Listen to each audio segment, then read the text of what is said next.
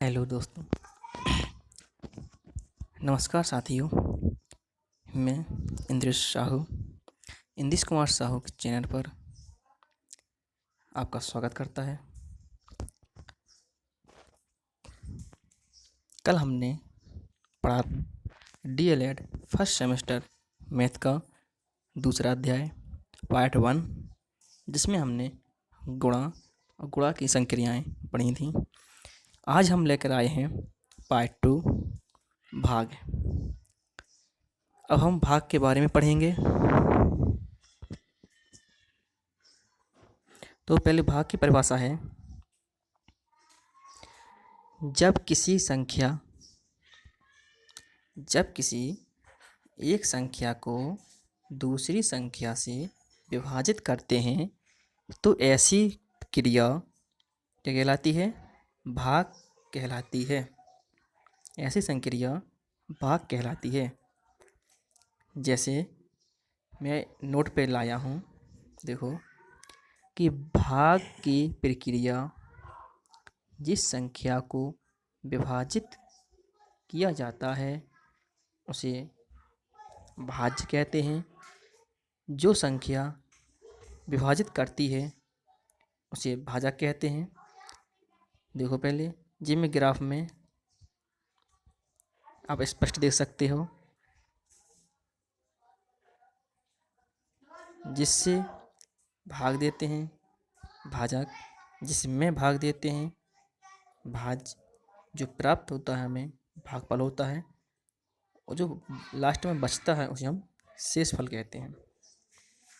ठीक है दोस्तों, जो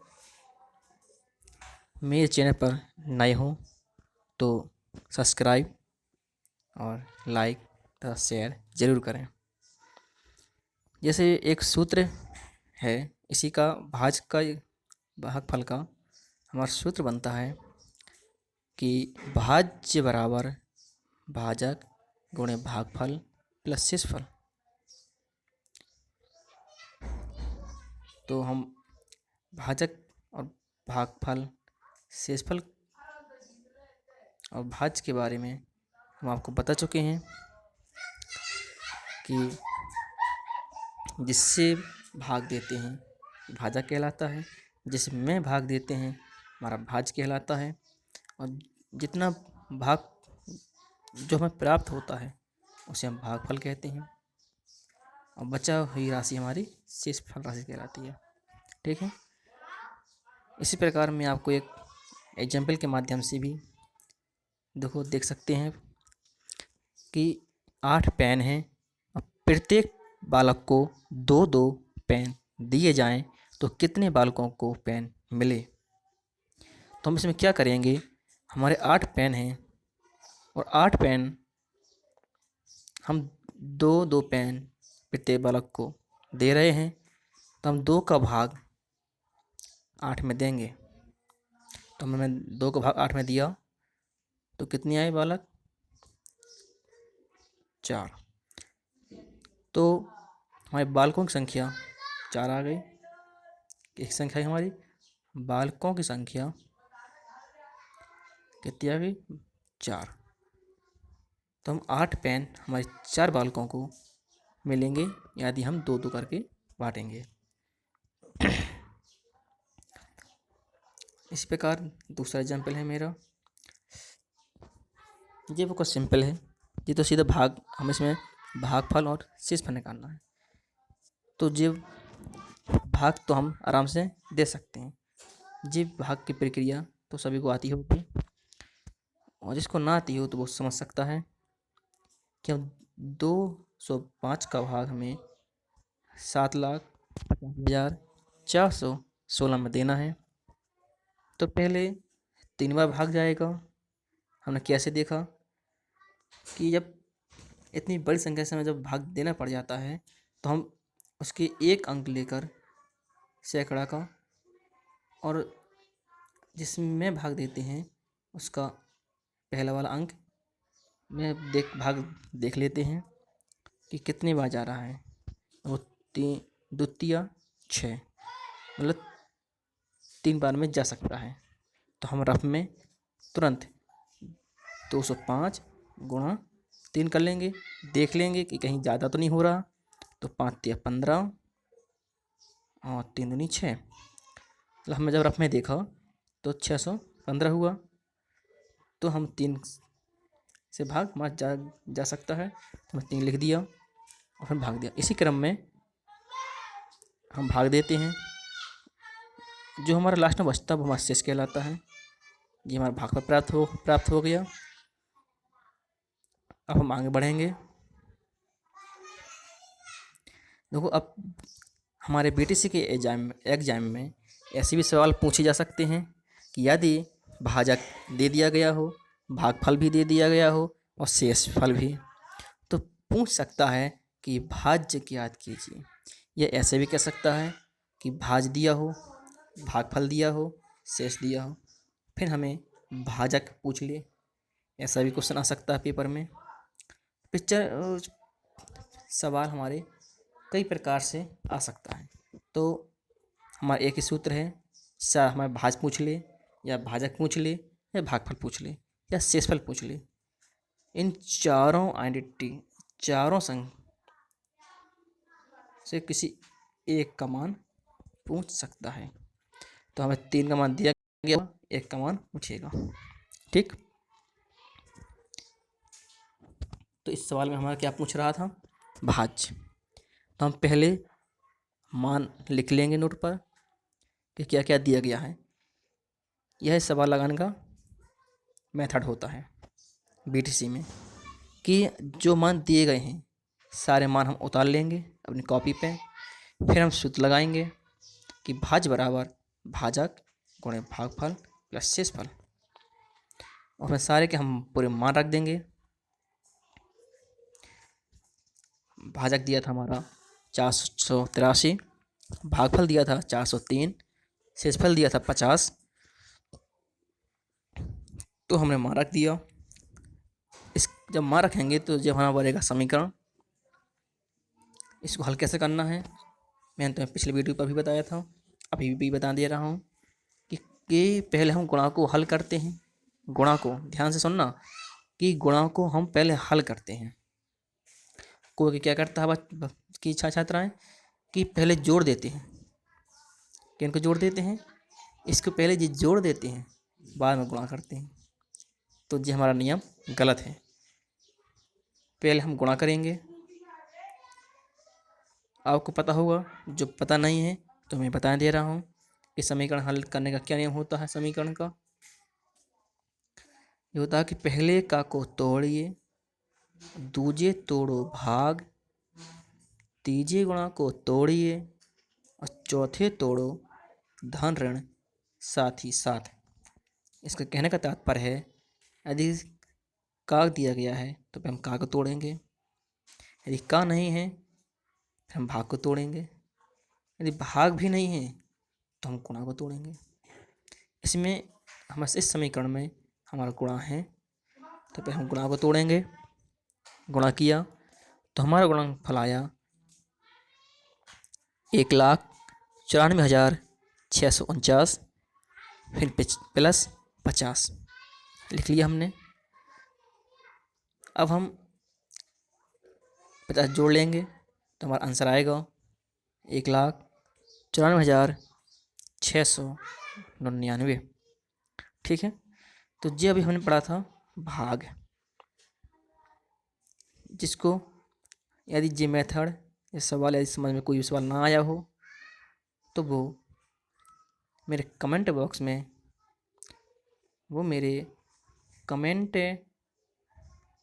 में, कमेंट कर सकता है, कमेंट कर सकता है। ठीक है,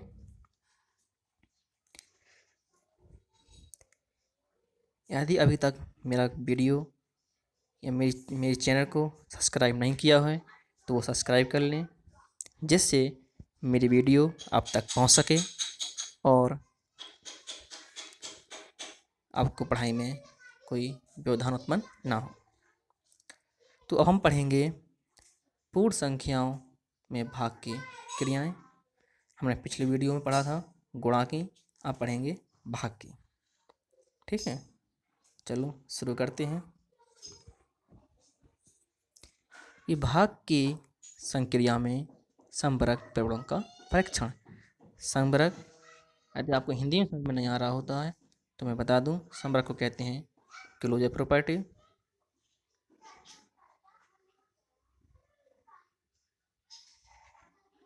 ठीक है, इसमें कहते हैं क्लोजर प्रॉपर्टी। तो पढ़ते हैं क्या लिखा है कि एक पूर्ण संख्या को दूसरी पूर्ण संख्या से विभाजित करने पर भागफल सदैव पूर्ण संख्या प्राप्त नहीं होता है।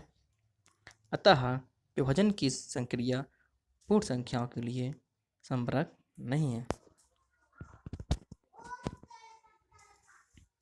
यदि इसने कहा कि जब भाग देते हैं एक संख्या को दूसरी संख्या से, एक पूर्ण संख्या को दूसरी पूर्ण संख्या से भाग देते हैं तो सदैव, ऐसा नहीं प्राप्त न होती, प्राप्त होती, लेकिन सदैव पूर्ण संख्या प्राप्त नहीं होती है। जैसे हमने 1/5 लिख दिया, हमारी एक भी पूर्ण संख्या है, 5 भी पूर्ण संख्या है, भाग देंगे तो 0.2 आएगा। जो हमारी पूर्ण संख्या नहीं है, एक संख्या है 0.2, हमारी एक दशमलव संख्या है। ठीक है, मैं आशा करता हूँ आपको पहला पॉइंट समझ में आ गया होगा। अब बढ़ते हैं दूसरे पॉइंट की ओर। इसमें लिखा है शून्य से पूर्ण संख्याओं में भाग की परीक्षण करेंगे। किसी पूर्ण संख्या में शून्य से भाग परिभाषित नहीं है, क्योंकि शून्य से भाग देने पर शेषफल शून्य प्राप्त नहीं हो सकता है। शून्य से भाग देने पर शेषफल शून्य प्राप्त नहीं हो सकता। यदि हम किसी भी संख्या में शून्य से भाग दें तो हमारा शेषफल शून्य नहीं आता है। क्या आता है भाइयों? यदि हम 0 का भाग किसी भी संख्या में देते हैं तो हमारा इनफाइनाइट आता है, शून्य नहीं आता है। ठीक है, अब हम आगे बढ़ते हैं कि पूर्ण संख्याओं में 1 से भाग का परीक्षण। किसी पूर्ण संख्या में 1 से भाग देते हैं तो हमारी वही संख्या आती है, या क्योंकि जनरली है, सबको पता होगा। यदि हम 1 से भाग देते हैं किसी संख्या में तो वही संख्या प्राप्त होती है। जैसे आप देख सकते हो, यदि हम 10/1 करें, 1 का भाग हम 10 में दें तो क्या आएगा? 10, और 10 वही संख्या है जिस समय भाग दिया था, तो 1 का भाग देते हैं तो हमारी वही संख्या प्राप्त होती है। और भी देख सकते हैं, जैसे हमारे 5 है, जैसे 5/1 करेंगे तो 5 ही आएगा। ठीक है, अब तो आपको समझ में आ गया होगा। अब देख लेते हैं, कुछ सवाल हैं।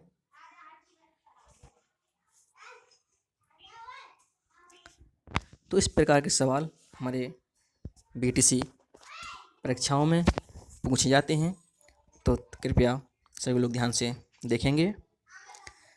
इसमें थोड़ा स्पष्ट नहीं दिख रहा है तो मैं बोल दे रहा हूँ।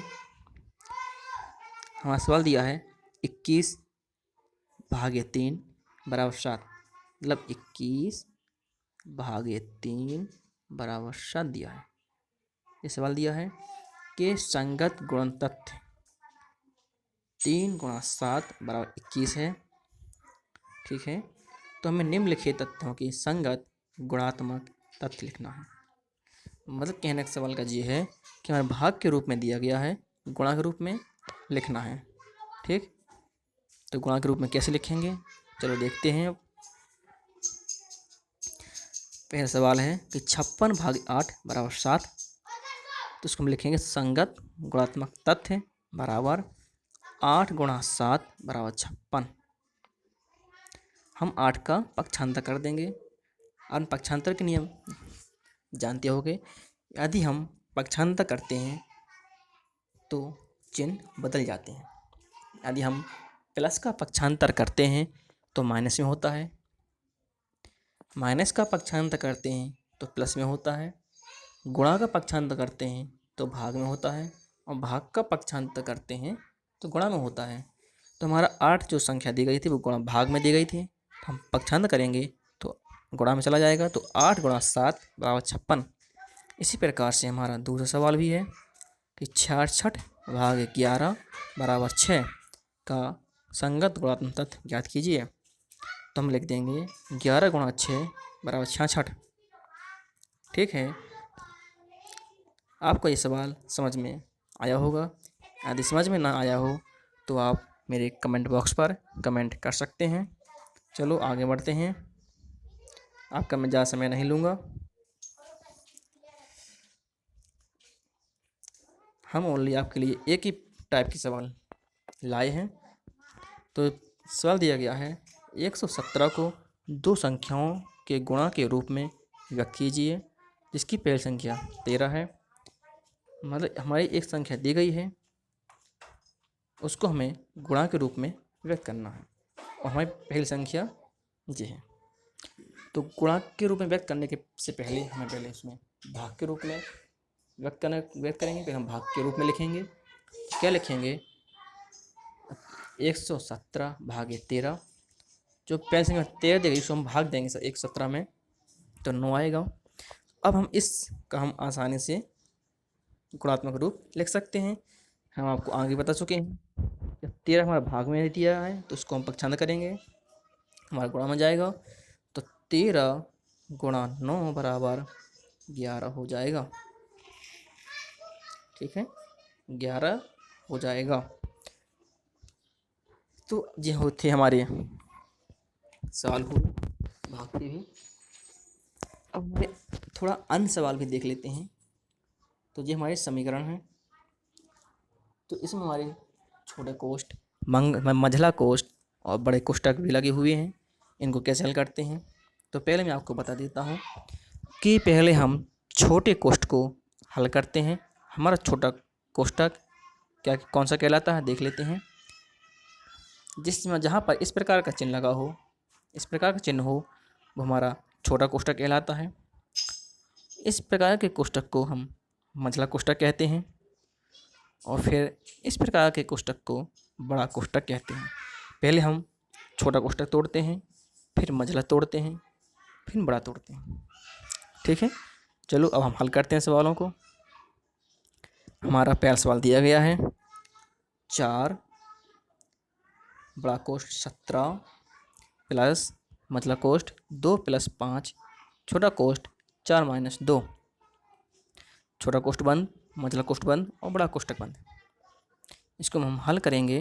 पहले हम छोटा कोष्ठक को तोड़ेंगे, तो घटाएंगे तो 2 आएगा। बाकी हम संख्या में ज्यों उतार दी। इसको हमें 4 में से 2 घटाया 2 आया। अब हम मझला कोष्ठक को हल करेंगे। तो 4 बड़ा कोष्ठक 17 प्लस मझला कोष्ठक, इसको हमने हल किया। तो पहले हम गुणा को तोड़ेंगे। तो 5 दूनी 10, 2 12, तो मैं 12 लिख दिया। अब हम बड़ा कोष्ठक को तोड़ेंगे। तो 4 गुणा 17 + 12 को जोड़ेंगे तो 29 होगा। अब 29 को गुणा कर देंगे तो 116। इस प्रकार से हमारा सवाल हल हो गया। अब हम इस प्रकार से ये दोनों सवाल भी लगा सकते हैं आप। तो आप इन सवालों को ट्राई कीजिएगा और हल कीजिएगा। यदि ना बने तो मेरे आप कमेंट बॉक्स में कमेंट करना। कमेंट बॉक्स में मुझे कमेंट कर देना, तो मैं आपको दोबारा समझाने की कोशिश ज़रूर करूँगा। मैं आशा करता हूँ कि आपको ये वीडियो पसंद आई होगी।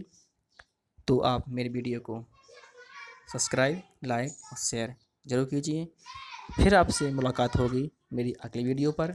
तब तक के लिए जय हिंद।